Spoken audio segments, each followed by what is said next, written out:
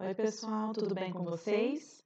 Hoje nós vamos para a segunda parte do nosso conteúdo que a gente já tinha comentado na semana passada. Esse também é a nossa última aula antes das férias. E na semana que vem a gente vai fazer uma atividade para finalizar todo o conteúdo do bimestre. Na aula passada, a gente falou sobre condições climáticas, alguns fatores que influenciam no clima, na determinação do clima. Hoje nós vamos falar sobre o clima, os tipos de clima, e vamos entender alguns fatores que influenciam e determinam o clima de determinadas regiões, tanto Brasil quanto mundo. Então, o tema de hoje é o clima do mundo e do Brasil. Bom, a primeira coisa que a gente precisa entender nesse conteúdo é a diferença entre clima e tempo, e geralmente a gente confunde muito isso. Por que a gente confunde? Ou às vezes até mesmo acha que é a mesma coisa, mas não é. Então, olha aí, tempo é o estado momentâneo de uma parcela da atmosfera que está sobre uma porção da superfície terrestre. É determinado por meio da temperatura e da presença ou ausência de chuva, nuvens, brisa ou vendaval. O que isso quer dizer? O tempo é naquele dia. Aquele dia está um dia chuvoso, está um dia nublado, está um dia ensolarado. Então, ele é momentâneo. Então, ele pode mudar, por exemplo, em questão de horas. Então, pode ser que de manhã eu tenha um dia ensolarado e já no final da tarde eu tenho um dia chuvoso. Então, não é que o clima mudou, o tempo mudou. Então, pode variar no decorrer do dia, fazendo até mesmo 3 diferentes tipos de tempo no mesmo dia, tá bom? Então, o tempo ele é momentâneo. Já o clima é diferente, ó. O clima ele é caracterizado pelas condições atmosféricas mais marcantes de cada época do ano. Como que se determina um clima? A gente precisa entender que a gente vai falar dos climas logo à frente. Entender que aquele clima específico daquela região, para que ele fosse determinado, houve um estudo longo de observação das mudanças daquela região. Então, um clima temperado úmido, por exemplo. Como é que se chegou à constatação de que era esse clima? Porque foi-se observado por mais de décadas até que houvesse essa determinação. Então, a gente precisa entender o quê? Que o clima ele vai ser uma junção de um longo período das determinações, de todas as mudanças, até mesmo do tempo, que ocorreram e ocorrem ali naquele local. Então, a partir dessas características, dessas condições atmosféricas, é determinado o clima. Então, a gente precisa entender a diferença entre clima e tempo. Entendido? Agora, vamos lá.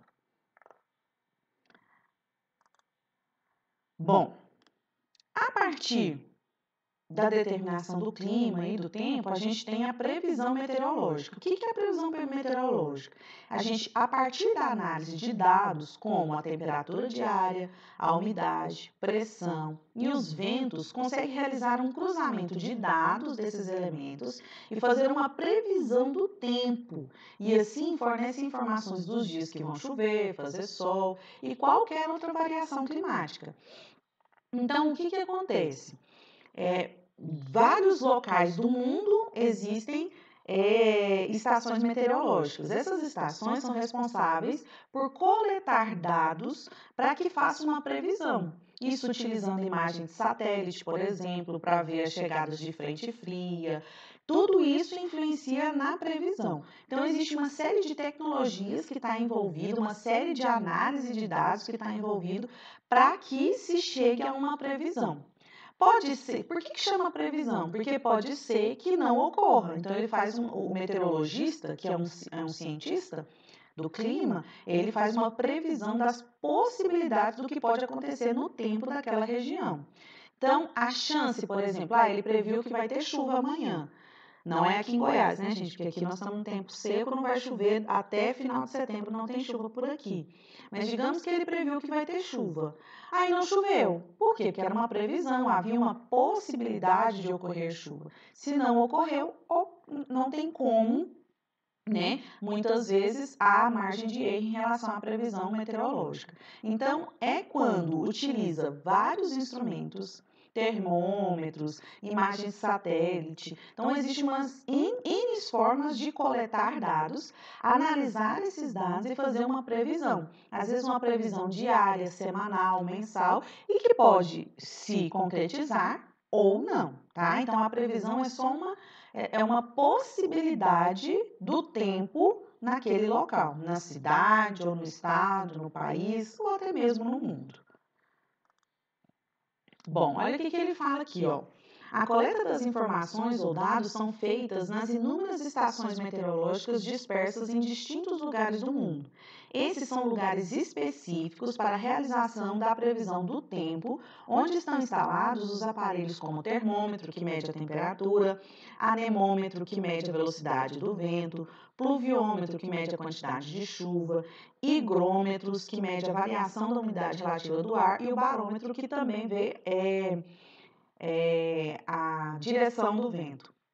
Então, olha a quantidade de instrumentos que são utilizados dentro dessas estações meteorológicas para que essa previsão possa ser feita, tá? Então, existe um profissional, que é o meteorologista, que é responsável para tentar prever todas esses acontecimentos, tá? Utilizando, é claro, dados que ele vai colher, né? E também de informações que ele já tem daquele local há um longo período.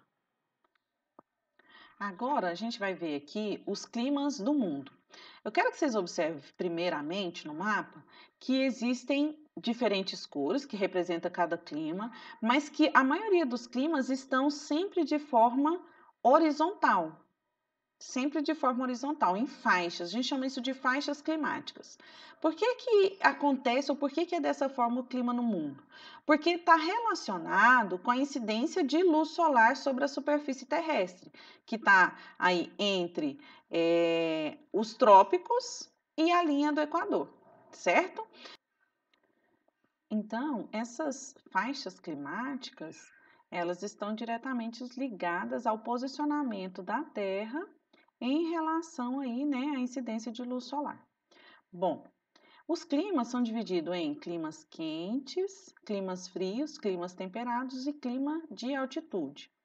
Bom, os climas quentes são os climas que estão mais próximos à linha do Equador, tá? Então, nos climas quentes, nós temos o equatorial, o tropical úmido, o tropical seco e o desértico. Qual a diferença aí, por exemplo, dos tropicais? A questão da incidência de chuva. Depois vou deixar uma atividade bem simples para vocês, mas para vocês caracterizarem cada um desses climas, tá bom? Os climas frios é o polar, que está nos polos, que é essa faixa azul, né, mais escura. Subártico, que é o logo após o polo. Nós temos o desértico, tá? Nós temos o continental. Observem que essa parte dos climas frios, ele está bem próximo dos extremos dos polos, tá?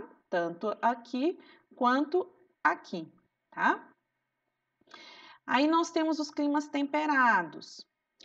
Desértico, gente, não lembro se a gente comentou sobre isso, porque o clima deserto, existem vários tipos de deserto, tá? Vamos lá. Nós temos o clima temperado. O que é o clima temperado? É o continental, o marítimo ou oceânico, o subtropical úmido e o mediterrâneo. Tá vendo que esse clima temperado, ele vai ficar exatamente o quê? Nas zonas temperadas, que são as zonas próximas aos trópicos, tanto o trópico de Câncer quanto o trópico de Capricórnio. E nós temos o clima de altitude. O clima de altitude, nós vamos falar um pouquinho sobre como a altitude influencia no clima, né? Nós temos especificamente aqui, nós temos aqui na Ásia, nós temos na América do Norte, nós temos também na América do Sul. Esse clima de altitude, geralmente, ele vai ter onde? Onde nós temos as grandes cadeias montanhosas, tá? Então, aqui na Ásia, é a cadeia montanhosa do Himalaia, a Cordilheira do Himalaia. Na América do Sul, nós temos a Cordilheira dos Andes, e assim por diante. Então, esses são os climas do mundo. Bom, existem alguns fatores que são determinantes no clima. Que fatores são esses?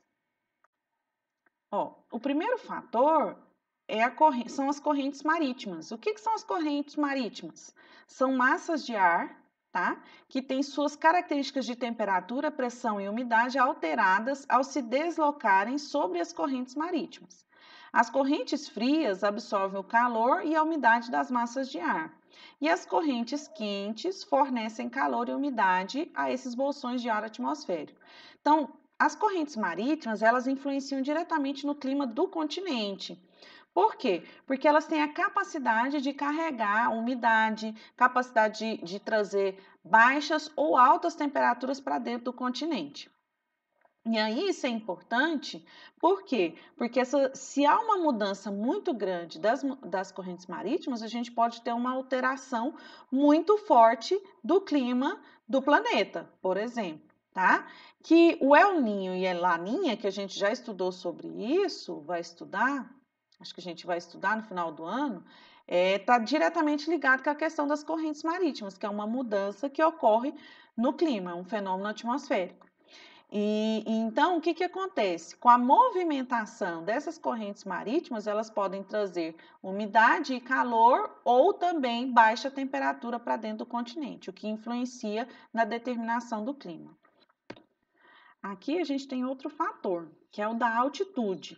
Quanto maior a altitude, menor é a temperatura.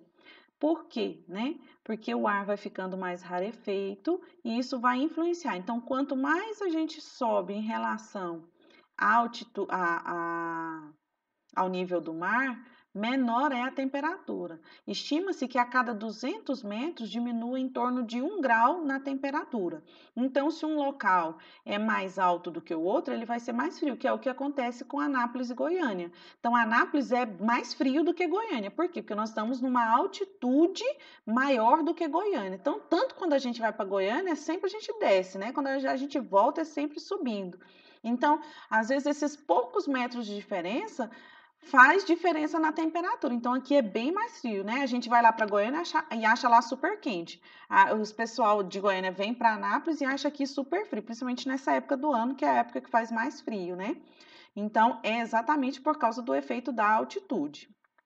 O outro fator que a gente tem é da maritimidade e continentalidade. O que é esse fator, tá?